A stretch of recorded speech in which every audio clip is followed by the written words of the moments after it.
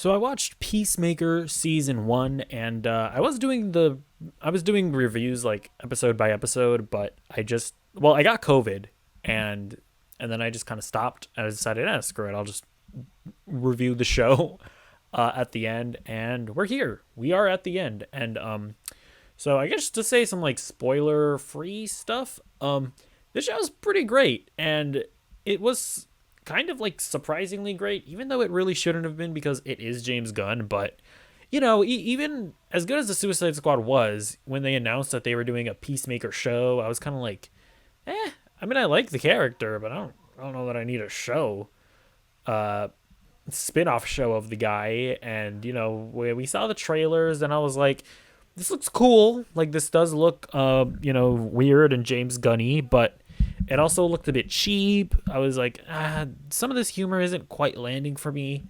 And so I was kind of trepidatious going into the show, but at the end of it, it's like a near perfect show. Like, it's like when you really think back at the episodes, I'm like, there's not a lot about this show that I don't like. So before I get into like spoiler stuff, I just want to say, if you've been kind of like hearing about the show and you've been like, I don't know if I want to watch this. First of all, you should probably watch the Suicide Squad, this is a spinoff of that movie. And that movie's really good. I don't like it quite as much as a lot of other people, but it's still really good. And by the way, I'm talking about Suicide Squad 2021, not Suicide Squad 2016. Very, very clear distinction there.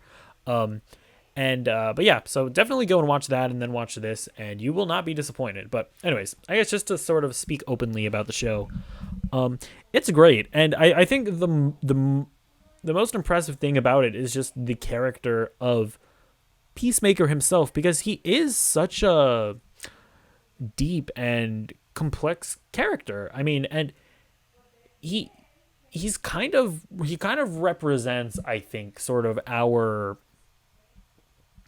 kind of where we're at culturally and politically, where he is like at the start of the show an asshole. He is like kind of racist. He's kind of homophobic, sexist, all of the things that will get you canceled in 2021. And I think what I really loved about the show is that in this era where oftentimes we will see people like that, we'll meet people like that, and we'll just immediately push them to the side, label them as evil and be done with them. But this is a show that takes someone like that, and it doesn't like beat them into submission, but it shows this character compassion. It makes you see things from his perspective, and it genuinely changes him for the better in in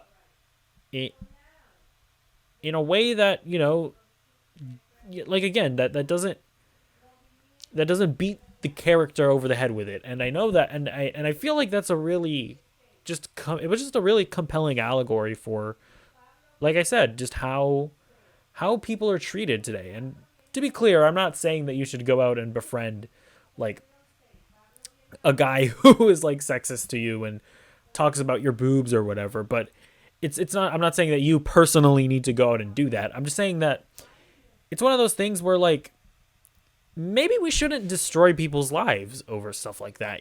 Maybe we shouldn't, cancel them or get them fired, right? Maybe it's better that we just kind of, tell them what we think, and but still try and coexist in a society if we can. And I mean, this is honestly just like really powerful stuff, especially considering what happened with James Gunn, where he, back in the day, he made a lot of really inappropriate jokes, right? And over the course of his life, presumably just by seeing how society changed, maybe people in his life changing him, he changed for the better, right? Where he's no longer, putting out jokes on Twitter that, maybe those jokes in like a movie, right, where that's rated something or whatever, and and you know what you're getting into when you're going into it. Maybe those jokes could land there, but I don't know. Maybe don't make them on Twitter, like on a public platform, But anyways, like he made a lot of mistakes in his career, but he learned from them, and it's just really interesting because what happened with him. If you don't know what happened with James Gunn, and I know this is turning into like a kind of a meta conversation, and not so much a Peacemaker review, but I think I'm just gonna roll with it. It's really interesting because when that event happened, when his old tweets were drug up by that like conservative guy that tried to cancel him, and when those tweets were drug up, he was fired from Guardians of the Galaxy. It must have been a really interesting place for him because he'd already he'd already thought through his those tweets. He'd already kind of gone through that evolution of like he already regretted them. He already apologized them. I want to say he already apologized for them before his cancellation, and it really must have been an interesting place for him to write this series about that, about kind of that about that sort of that type of situation, right? And it must have just like this opportunity, right, to make this Peacemaker show. It really felt like an opportunity for him to get out those emotions that he must have been feeling in the format of a show. And I really found that aspect of the show to really be like just the most compelling and yeah, just powerful element. But yeah, so that's, I guess, let me get off of my soapbox here, but then just kind of talk about the show normally. But that really is, I think, the thing that I appreciated most about it. But yeah, but I mean, other than that, I mean, like this really is just James Gunn able to just do whatever he wants, which he did have that freedom in the Suicide Squad. But it's like it feels like when you're on like a show, like even though you don't have as big of a budget, as far as like creative freedom and just feeling I guess feeling like you're really truly able to just go hog wild. That's really what the show is. I mean, and you really get that straight from that intro, right? That intro with the dance sequence where it's like, man, Warner Brothers did not say no to this man a single time.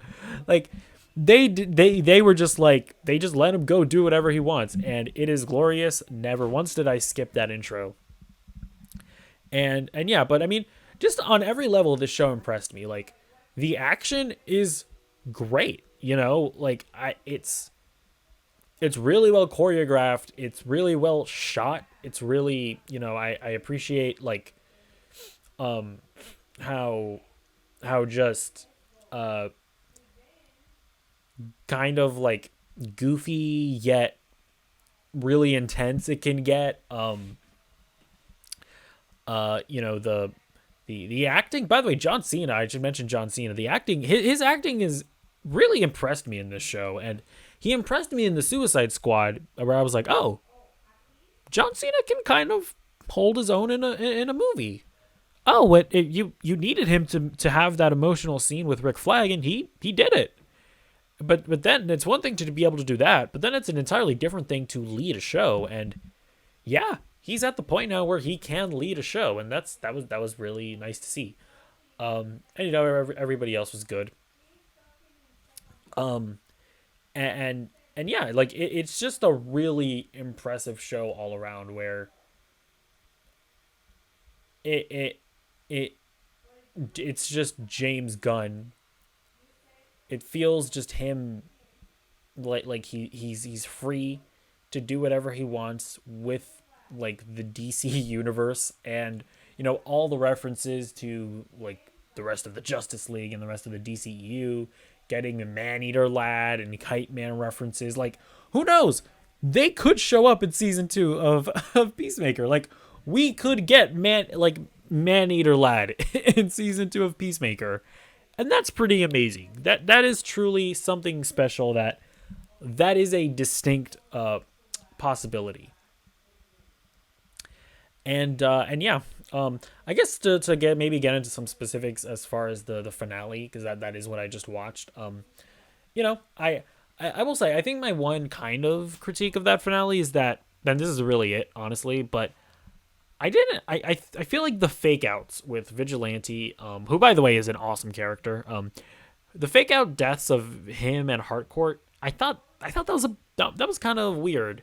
Where I'm like, that felt a little cheap. Part of me wonders is if they were supposed to die, or at least one of them was supposed to die, and then James Gunn found out that he was getting a season two, and I don't know if maybe they changed that. Like I'm not sure, because those fake outs just kind of felt weird. But either way, I mean the the final like that, like, man, that the sequence of them fighting the butterflies was so good. Like again, that's like the choreograph, like the choreography on the fights and the camera work is just awesome, and seeing how gory it was able to be was really cool. And yeah, and I mean, honestly, I don't know what else to say. It's a good show. Go watch it. It's truly something special, and it's also just emblematic of why I'm glad where we're at with DC and Marvel. Like, I'm really glad that Marvel is giving me like a really well structured, really well thought out cinematic universe that I know is all interconnected, and kind of leading up to something, like they know what they're doing. But then I also appreciate that DC is, they kind of messed up with the whole Snyder verse, and they kind of fell flat on their face with Justice League. But now they're at the point where they're just kind of throwing everything at the wall and seeing what sticks. And from that wreckage, we got the Suicide Squad. We got Peacemaker. We're going to get the Batman. We got Joker. I'm like, we're getting like really cool, unique, creator-driven projects. And I think that's really cool. And so yeah, let me know what you thought of Peacemaker, because it truly is something special. And yeah, I want to hear your thoughts. So comment down below, like the video, subscribe, ring the bell, do all of those things right now, or else I'm going to be very angry at you. And goodbye.